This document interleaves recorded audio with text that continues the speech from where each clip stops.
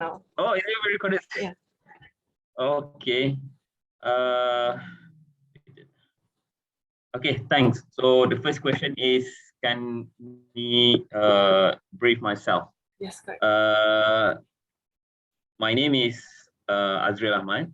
I have married with 3 kids. I have about 16 years of experience. Mm, in technical, I've been working in Woli Parson, in taxi Woli Parson, if you ever heard about it. And then after that, I further working with Shell in Miri. And then I got another offer with Sapura Energy. Currently, I'm working with Sapura Energy. My background is basically civil engineering. But in oil and gas field, I'm working as a pipeline engineer. So I start my career with pipeline engineer. Have you heard about pipeline engineering before? Yes, of course. So Yes, it's yes. but Well, yeah. my major is on engineering itself lah. I have a couple of years experience going to offshore, but I'm not the field engineer. I'm more focusing on designing the pipeline. I've during my experience as well, I've been travel a lot of country as well, like India, Thailand, China, Mexico, Brazil, a couple of countries.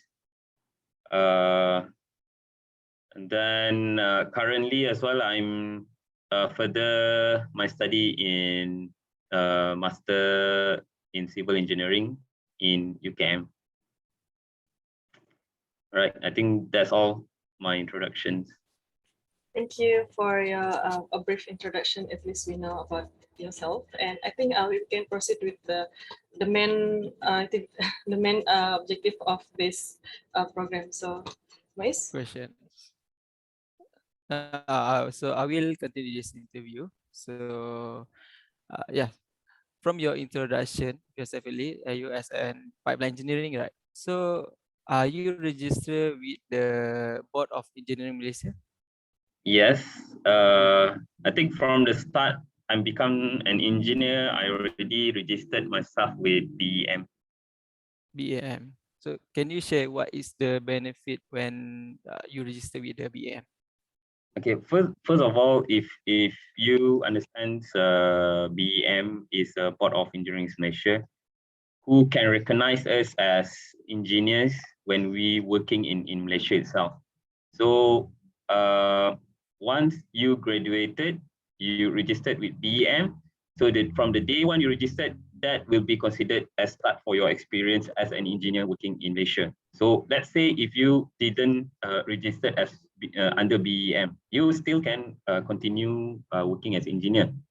But of course, that there is a requirements where BEM wants all the engineers working in Malaysia must register under BEM, or else you cannot working under as an engineer in Malaysia.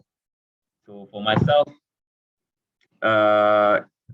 if you register with BEM, there's an advantage for you because it starts your experience from day one itself. All right. So, based on your working experience as an pipeline engineering, so what is the most challenging event you have faced, and how you handle it?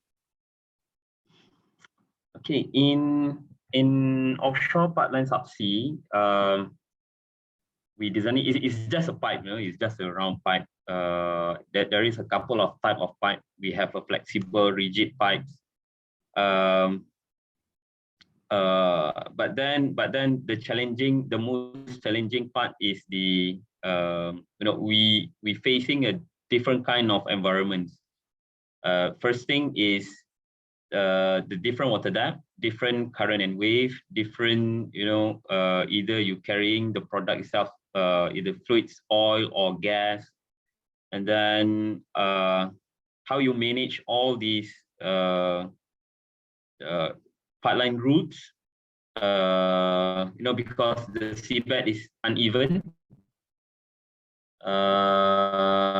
as well as, when you working in the consultant or with Shell as an operator, or now Sakura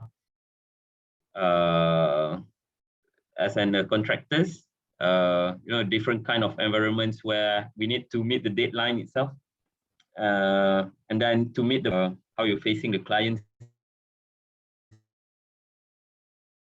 and it is really totally different when you only design and when you are installing it.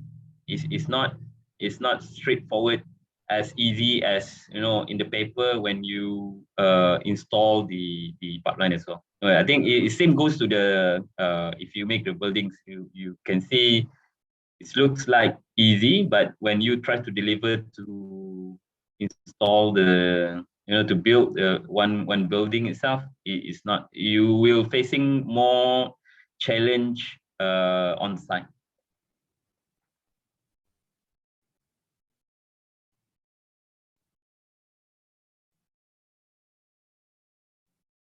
Is it answer your question? All right. Yes. Okay. Okay, for sure. As an engineer of engineering, we know that the Code of Professional Conduct provides a reminder that an engineer for practicing a professional standard that is subjected to disciplinary procedure. So the question is, what do you think if an individual find the other people in a situation or in a business that put them at risk, not being able to comply with the code?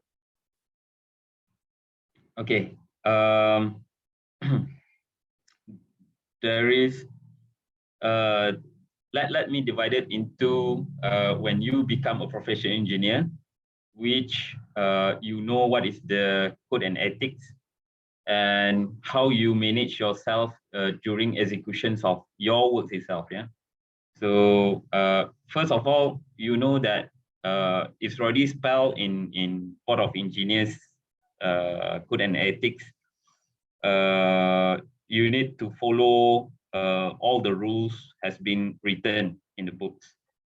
But sometimes during the execution as well, you may face a challenge where you either you want to follow. I give you examples like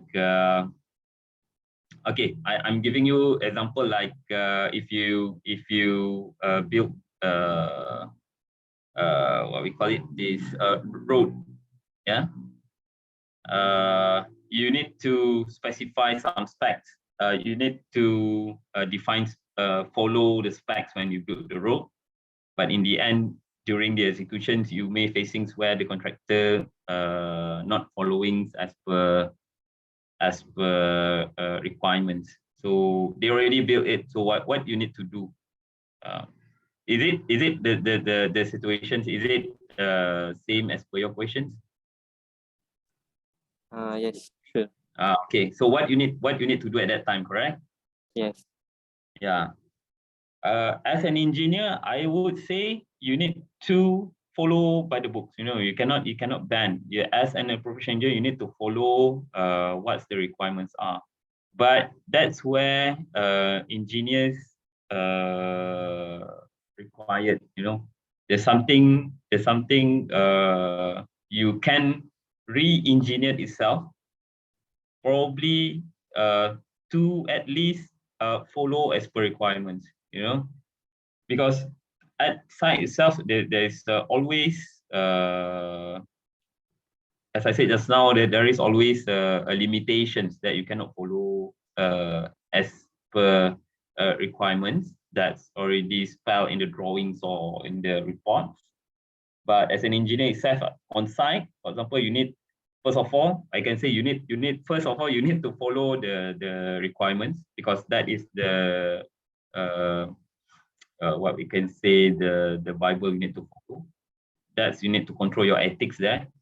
When you ban, let's say they bribe you as well, you cannot take it. As an engineer, you need to deliver because it may relates to other people as well. What I can share my experience is you need to comply with four things. We call it PEAR, PEAR.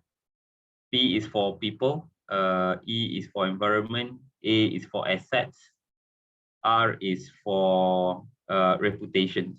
So when you start ban yourself from this code and ethics, means that you cannot comply probably one of those PEAR requirements.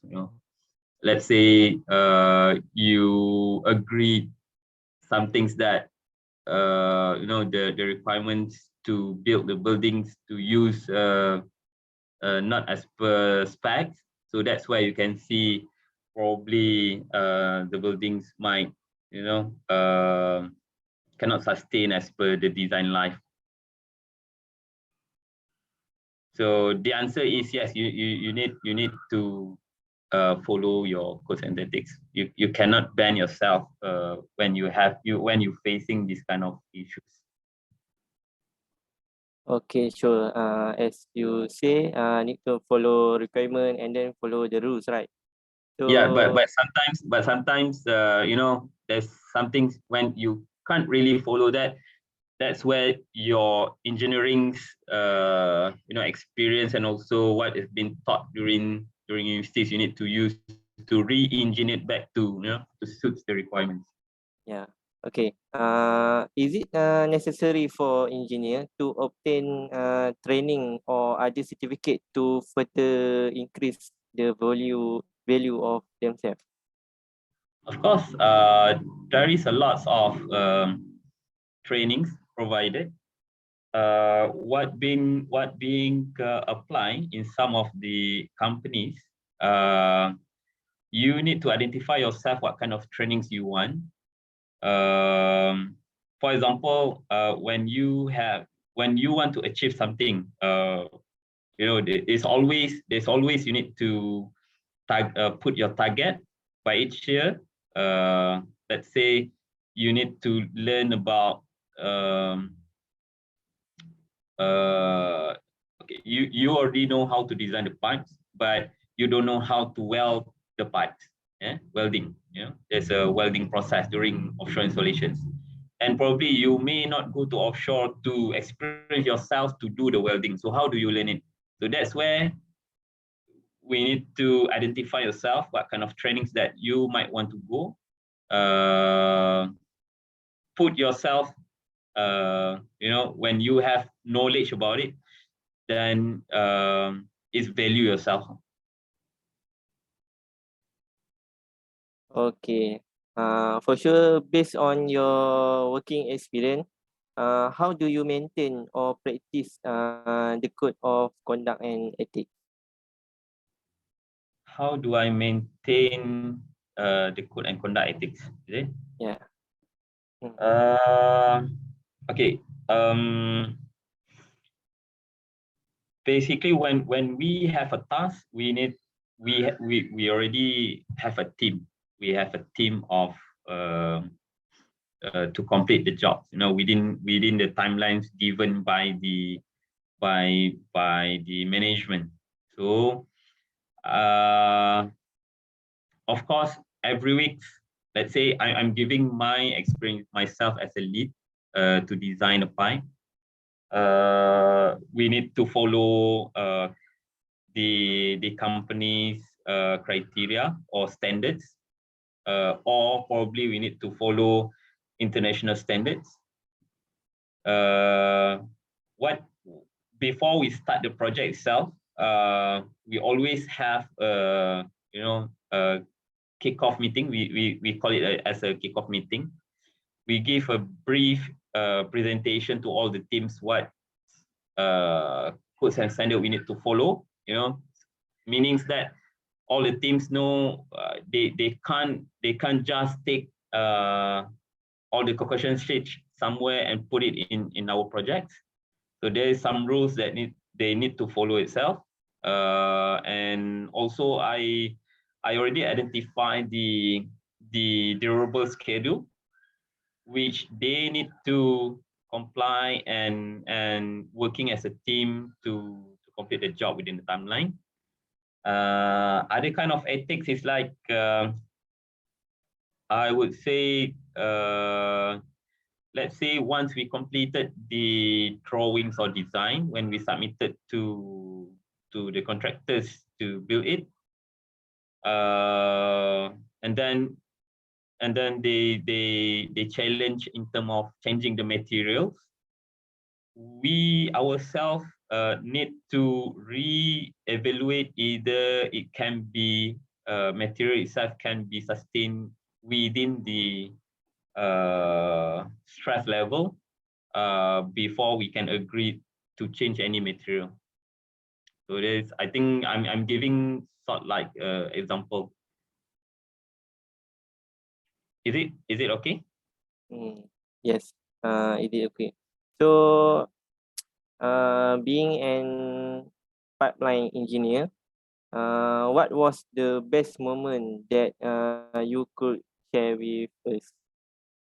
Okay. Of course, when you are engineer as well, probably in couple of years, right? So let's say I'm asking you what do you dream for when you being an engineer, Moise? Instead of answering your question, I'm giving you an example. If you were to be an engineer, what you want to see?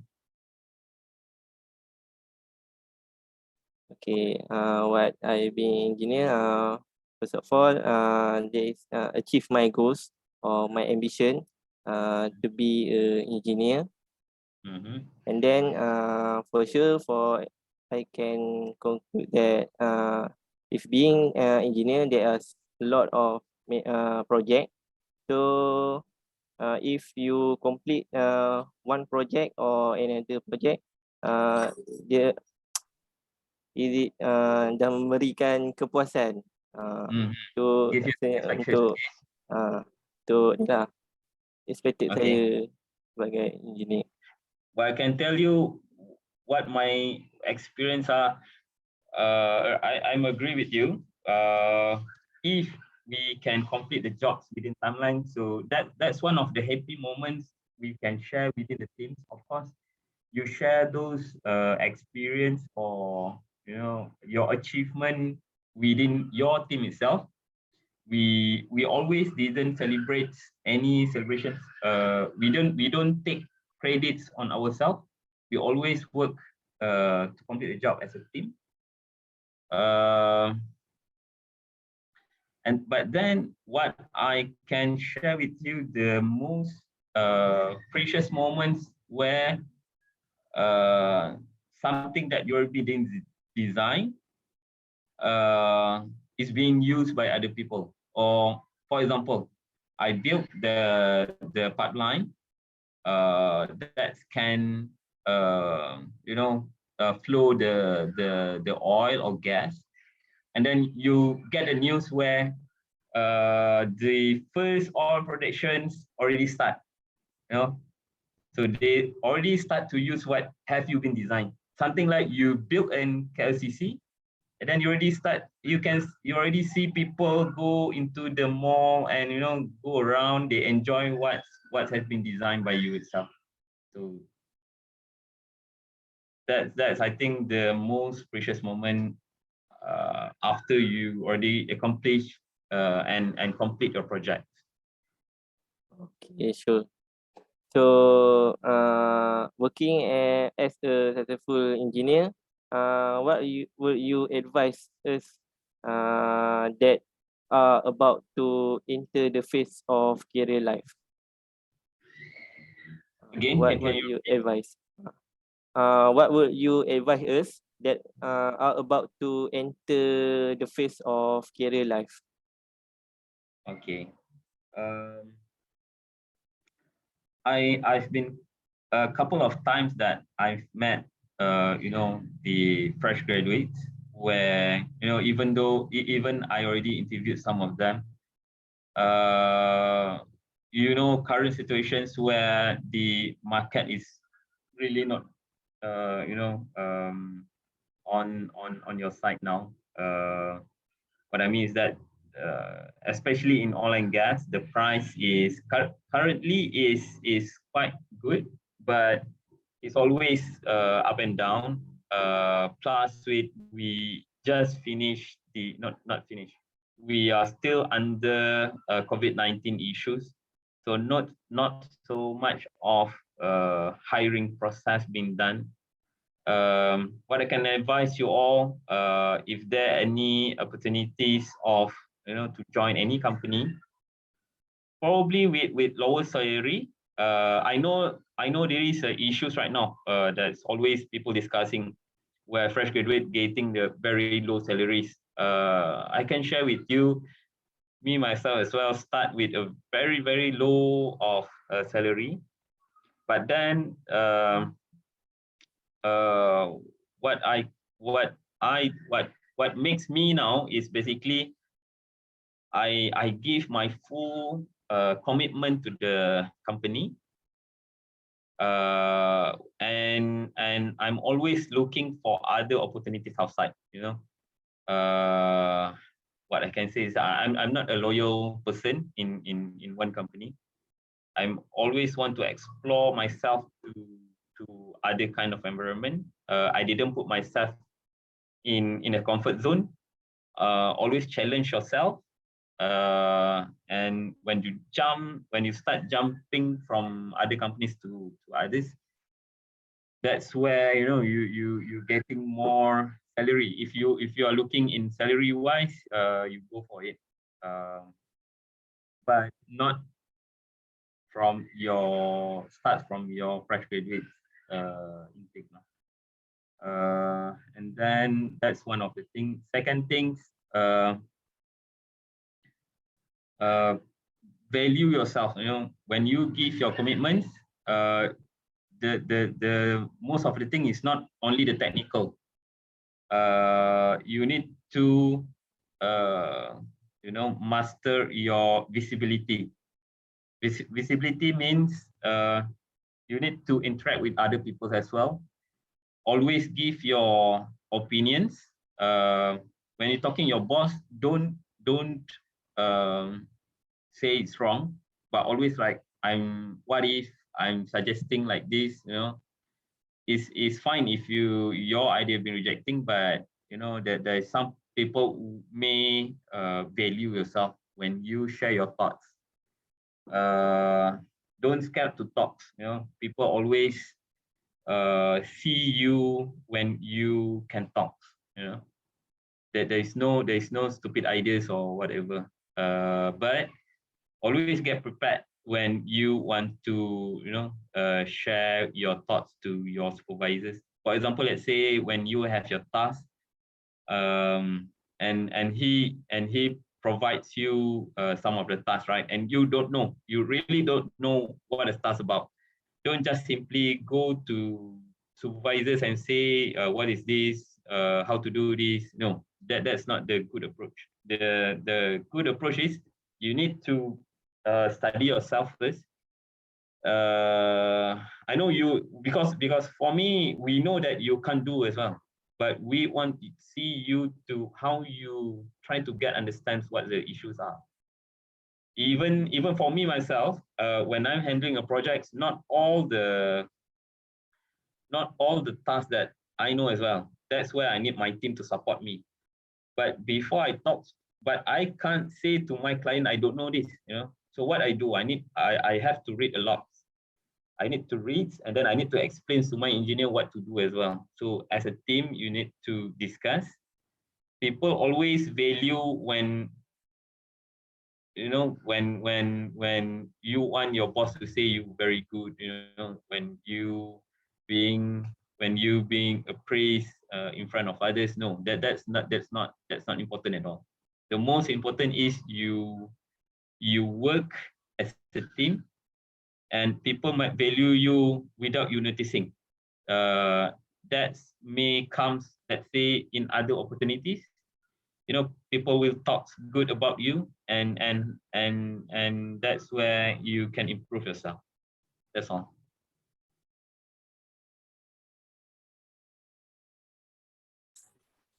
Okay, I have questions. Since you have traveled to many places, I'm sure you have socialized with different ethnic and culture of people that you have working with. So, what value of ethic did you find had in common, and where did you differ? Okay. People in commons, they always want to complete the job fast. I'm joking. Okay. Okay. In few countries like Malaysia, or in Europe or in Asia, I'm looking that people in Asia are working very hard, but in Europe, the working style is totally different. They are really they're really appreciating the work-life balance. Work-life balance doesn't mean that you just come 8 to 5, but working life balance where you get more understands where your team in in difficult situations, probably got a family issues, so you as a lead, how you manage your team when they have difficulties, how do you disaggregate the task to others, without burden other people, as well as you didn't put very so much work under one personnel, and other person are very less work. So we define ourselves how our teams can help us to complete the job. And then and of course, but then in what's differ from others itself, let's say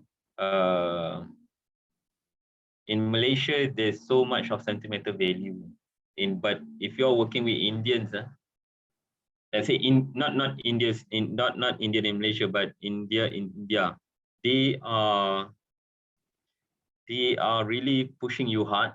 So you need to control yourself, how to manage them, managing working with European people, Malaysian people, Chinese people, and Indian people, for example, is totally different. You cannot treat people the same way how you work.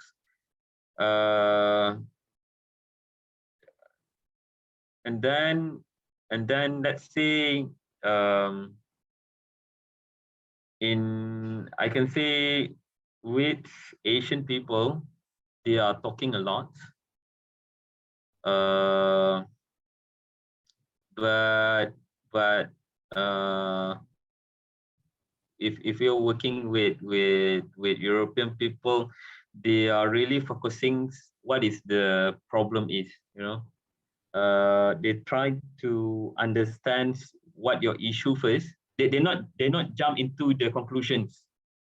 They first understand what is the issues, what is the root cause of any issues, before they can give you a solutions. The way that we work here, I can see we always want to give a conclusion first before they understand what is the root cause. I don't know. You can see. I think that's a totally different working style. Other than that, as I said just now, people over here or in India and China, they are working like hell. This, but not in Europe. Let's say if you need that need to be completed tonight, for example, they just ignore you. They will come back to you by tomorrow. They will not entertain you, but different way in Malaysia, your boss will ask you to complete the job. If they want tonight, you need to complete the job by tonight itself. I don't know why, but there is a way how to manage your boss. I think by the time you being an engineer, you may learn how to manage people as well. As I said just now, being an engineer is not you managing your computers. Computers just follow our orders. Put in numbers, they come up with the numbers. You want the results and how to interpret the results. But managing people is totally different ways. If you have workers that not supporting you at all, so how do you manage that? But there is no shortcuts to be an engineer, what I think. That's I want to share. I see. Have you taken any training in business ethics? I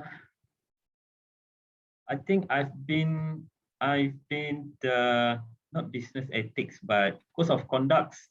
I think IEM did offer the code and ethics course before I'm being a professional engineer.